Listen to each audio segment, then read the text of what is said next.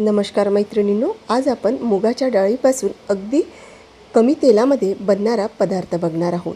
खायला अतिशय टेस्टी आहे, थंडगार असल्यामुळे उन्हाळ्यासाठी तर अतिशय स्पेशल आहे।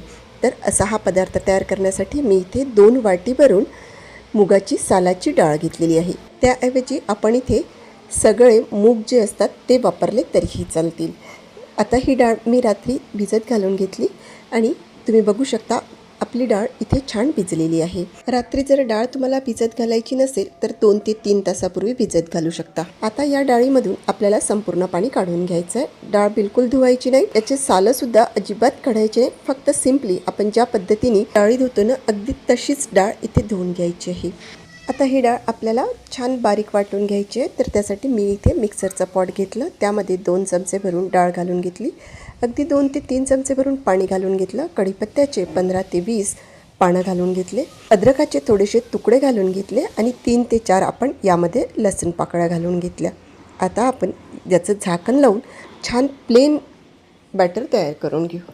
आणि हे बघा इथे छान प्लेन वाटून झालं आहे, पण थोडं पाणी जास्त झालेलं आहे, त्यामुळे दुसरं परतन काढताना अजिबात पाणी न घालता काढायचं आहे। तसंच हे बॅटर आता आपल्याला एका बाउलमध्ये काढून घ्यायचं आहे। त्यानंतर मिक्सरच्या पॉटमध्ये परत 2 ते 3 चमचे भरून डाळ घालून घेते। आता आपल्याला पाणी अजिबात घालायचं नाही आहे, तसेच कुठलेही मसाले न घालता ही डाळ आपल्याला वाटून घ्यायची आहे। आणि हे बघा इथे आपलं हे दुसरं परतनसुद्धा छान वाटून झालेलं आहे। आणि आता बघा हे छानपैकी घट्ट आहे। अशाच पद्धतीने आता आपण संपूर्ण डाळ अजिबात पाणी न घालता वाटून घेऊ। आणि हे बघा इथे आपली ही संपूर्ण डाळ अजिबात पाणी न घालता वाटून घेतलेली आहे।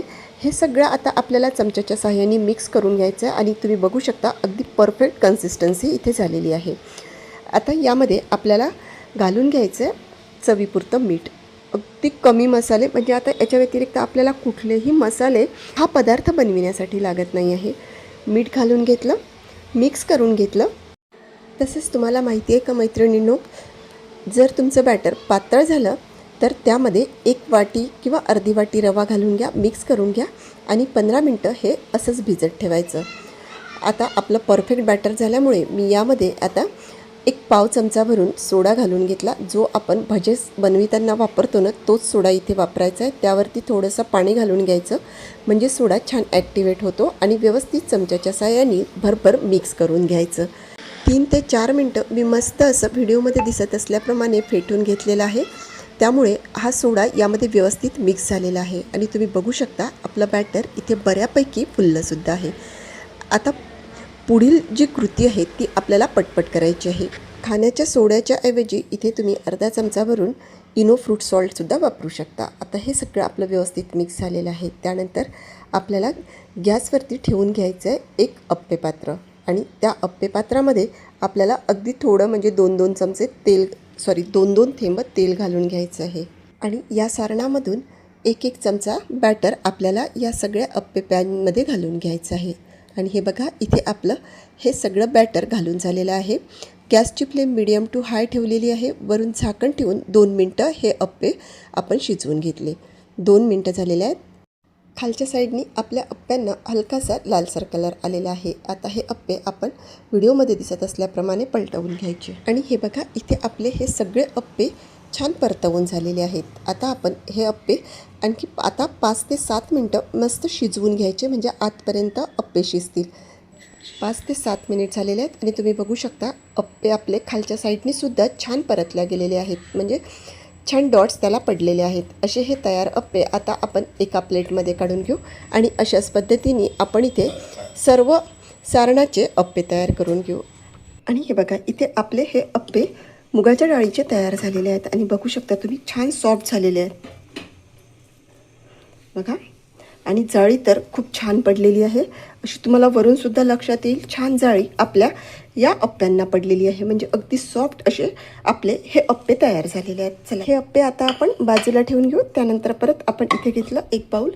या बाउलमध्ये थोडंसं पाणी घालून घेऊ, 1 पाव चमचा मीठ घालून घेऊ, मिक्स करून घेऊ। हे संपूर्ण अप्पे आता आपण यामध्ये घालून घेऊ, व्यवस्थित डीप करून घेऊ, म्हणजे यामध्ये जे काही तेल आपण टाकलेलं होतं ना ते तेलसुद्धा यामधलं निघून जाईल। आता हे सुद्धा आपण बाजूला ठेवून घेऊ। त्यानंतर परत मी इथे एक घेतलं बाऊल. आता त्यामध्ये घालून घेते. बाऊलच्या ऐवजी मी इथे पहिल्यांदा मिक्सरचं पॉट घेतलं. मिक्सरच्या पॉटमध्ये 1 वाटी भरून दही घालून घेते.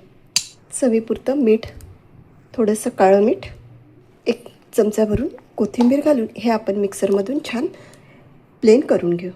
हे सर्व छान मिक्सरमधून फिरून झालेलं आहे. आता आपण हे एका बाउलमध्ये काढून घेऊ. कन्सिस्टन्सी बघा, म्हणजे याचा आपल्याला इथे दह्याचं ताक करून घ्यायचं आहे. आता या ताकामध्ये थोडेसे मसाले घालून घेऊ. 1 चमचा भरून साखर घालून घेतली. 1 पाव चमचा भरून पुदिन्याची पावडर घालून घेतली.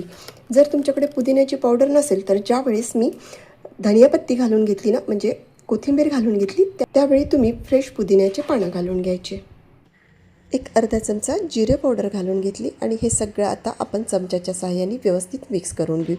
इथे आपलं हे छान मसालेदार ताक तयार झालं. हे ताक चवीला तर अतिशय अप्रतिम लागतं. असंच ताक प्यायला खूप छान लागतं.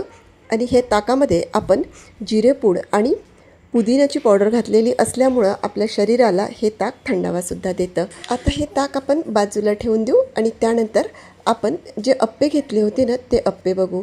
आता ह्या अप्प्यांमध्ये मस्त पाणी आतपर्यंत मुरलेलं आहे. ज्याप्रमाणे आपण दहीवडे करताना वडे पिळून घेतो, अगदी तसेच इथे आपल्याला हे सगळे अप्पे पिळून घ्यायचे आहेत. म्हणजे यामधलं पाणी आपल्याला काढून घ्यायचं आहे. अशा पद्धतीने आता मी इथे सगळे अप्पे हलक्या हाताने पिळून घेते आणि एका प्लेटमध्ये काढून घेते. पिळून झालेले सगळे अप्पे एका बाउलमध्ये काढून घ्यायचे. त्यानंतर त्यावरती आपण तयार करून घेतलेलं मसाला ताक घालून घ्यायचं. वरून थोडीशी कोथिंबीर घालून घ्यायची. आता मी हे असंच ठेवणार नाही आहे, तर यावरती घालण्यासाठी एक तडका तयार करून घेणार आहे. त्यामुळे आपल्या ह्या पदार्थाला खूप छान चव येईल. तुम्ही असा पदार्थ यापूर्वी कधी केला आहे का? केला असेल तर कमेंट बॉक्समध्ये नक्की हो टाईप करा. तडका तयार करण्यासाठी पॅनमध्ये तेल गरम करून घेतलं. त्यामध्ये अर्धा चमचा जिरं घालून घेतलं. जिरं छान फुललं, त्यामध्ये कढीपत्त्याचे पानं घालून घेतले. थोडासा हिंग घालून घेतला आणि असा हा गरमागरम तडका आता आपण यावरती घालून घेतला. इथे आपला हा पदार्थ तयार झालेला आहे. परंतु माहीत आहे का मैत्रिणींनो, हा पदार्थ थंड करून खायला खूप छान वाटतो. त्यामुळे आता यावरती आपण झाकण ठेवून देऊ आणि अर्ध्या तासासाठी हा पदार्थ फ्रीजमध्ये ठेवून देऊ. फ्रीजमधून काढल्यानंतर एवढा अप्रतिम लागते ना की तुम्हाला काय सांगू. चला तर मग याला आता मी फ्रीजमध्ये ठेवून देते. अर्धा तास झालेला आहे आणि आपला हा पदार्थ पूर्णपणे गार झालेला आहे. आणि हे जे अप्पे आहेत ना, हे अप्पे ताकामध्ये छान मुरलेले आहेत आणि थंडगार अप्पे या ताकासोबत खायला तर अतिशय टेस्टी लागतात. तुम्ही एकदा ही माझी रेसिपी नक्की करून बघा. तुम्हाला आजची रेसिपी कशी वाटली ते कमेंट बॉक्समध्ये कळवा. तसंच कुठल्या शहरामधून बघतायत ते कळवायलासुद्धा विसरू नका. चला तर मग भेटूया पुन्हा एकदा अशाच मस्तशा व्हिडिओमध्ये. धन्यवाद.